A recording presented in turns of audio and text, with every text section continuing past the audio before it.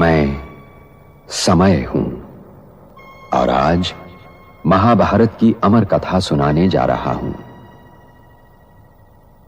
यह महाभारत केवल भरत वंश की कोई सीधी सादी युद्ध कथा नहीं है। यह कथा है भारतीय संस्कृति के उतार चढ़ाव की। यह कथा है सत्य और असत्य के महायुद्ध की। यह कथा है अंधेरे से जूझने वाले उजाले की। और यह कथा मेरे सिवा कोई दूसरा सुना भी नहीं सकता, क्योंकि मैंने इस कथा को इतिहास की तरह गुजरते देखा है। इसका हर पात्र मेरा देखा हुआ है। इसकी हर घटना मेरे सामने घटी है। रहता ज्ञान सागर का रोल। हाँ, ज्ञान सागर, जैसे कि इस सृष्टि रंगमंच पे जो इस पृथ्वी पे ही हमने जब जानकारी में आया, जिसको विज्ञान की दुनिया कहा गया है, उसने क्या बताया कि हमारे 5 बड़े महासागर हैं। कितने? 5 बड़े महासागर हैं। 5 बड़े महासागर। हाँ, पंचमुखी चतुर्मुखी, जैसे हम कहते हैं ना, पंचमुखी ब्रह्मा, चतुर्मुखी ब्रह्मा। तो इस तरीके से ये बड़े बड़े सागर हैं। इसे उसी अनुरूप क्या है कि देश की दुनिया में 5 बड़े महासागर हैं। और महासागर का मतलब उनको कि जिनकी की लंबाई, चौड़ाई, उनकी गहराई नापी नहीं जा सकती। इसी तरीके से बेहद में जब हम इस धरनी को लेकर के रोल प्ले करते हैं, तो ये परमात्मा स्वरूप के जो 5 ऐसे खंड होते हैं जो कि अथाह, जिनके अंदर मनसा वाचा कर्मणा या मनसा वाचा के जो डायलॉग्स होते हैं, उनकी गहराई, लंबाई, चौड़ाई, गहराई नापी नहीं जा सकती। जिन्हें हम कहते हैं पंचमुखी ब्रह्मा या सप्तऋषि मंडल, या जैसे 5 विशेष धर्मों के रूप में भी जानते हैं, जिनका की जो कि उनकी कथा कहानी है, मतांतर है, वो कैसे है, बहुत ही लंबे चौड़े हैं। चाहे वो हिंदू धर्म उठा लो, चाहे वो मुस्लिम धर्म उठा लो, चाहे सिख धर्म उठा लो, चाहे अपना वो कोई सा भी धर्म उठा लो, तो सबकी क्या है, एक अपने अपनी जड़ें हैं। बैनियन ट्री जिसका मिसाल दे रखा है कि उनकी अपनी एक व्याख्या जड़ें बन गई हैं। तो इसीलिए दूसरे शब्दों में कहा जाता है देखिए दुनिया में, जैसे गोभी के पात पात में पात, 10 ज्ञानी की बात बात में बात, कि जो बात बात में बात बनाता निकालता रहता अथाह है, वो देखिए दुनिया का ज्ञानी है। कि जब वो ज्ञानी है तो क्योंकि उसके अंदर क्या है, ये संकल्पों का, विचारों का क्या होता है, ये पानी जैसी लहर उछाले मारती रहती है।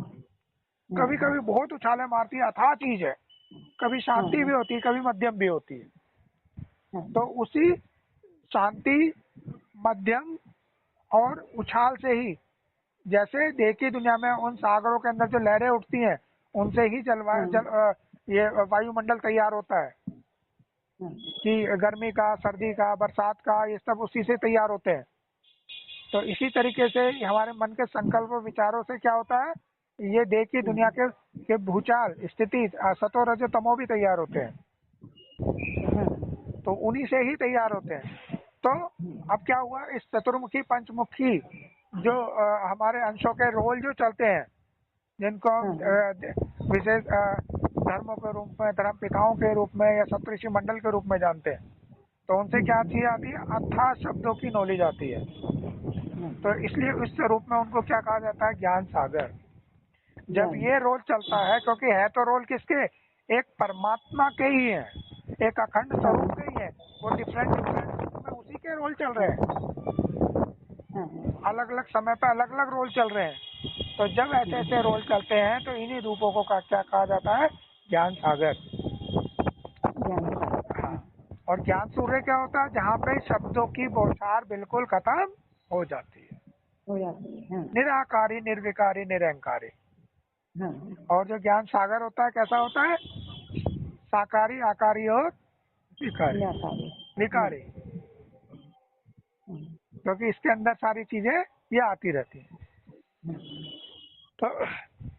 तो ये चीजें ज्ञान सागर होती हैं। और ये और हमारी ज्ञान सूर्य, ये सारे ही हमारे अपने रोल हैं, जो कि हम डिफरेंट समय पे होता हुआ देखते हैं। देखते हैं। जैसे हर अलग अलग समय पे अलग अलग धर्म की धर्म के मतांतर आने के सीन बने। तो जब हाँ। आए तब ये उनके शास्त्र बने, वेद, कुरान, जैसे जब इस्लाम आया तो कुरान बनी, तो अथाह जानकारी हाँ। उसमें से निकली। तो इसी अथाह, जिसको कि कहते हैं ना बहुत है, अनंत है, हाँ। तो इसीलिए उसको सागर के साथ में टैली कर दिया गया, इसीलिए बोला गया उस संदर्भ में ज्ञान सागर। हाँ।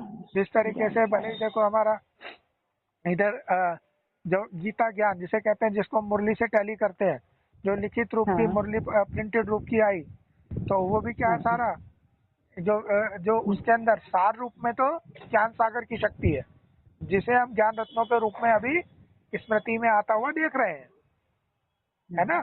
और बाकी क्या है, हाँ। पूरी महाभारत, पूरी 18 अध्याय महाभारत, 1 नंबर से लेकर के 8 नंबर तक की पूरी यात्रा उसमें। पूरी यात्रा। हाँ, 1 नंबर, 1 से लेकर 8 नंबर की पहले हमने पढ़ाई पढ़ी थी ना पहले। हाँ। तो उसके अंदर वही 18 अध्याय उसको बोला गया, लेकिन उसमें बीच में क्या है, 1 से लेकर 8 तक की पूरी यात्रा है वो। हाँ।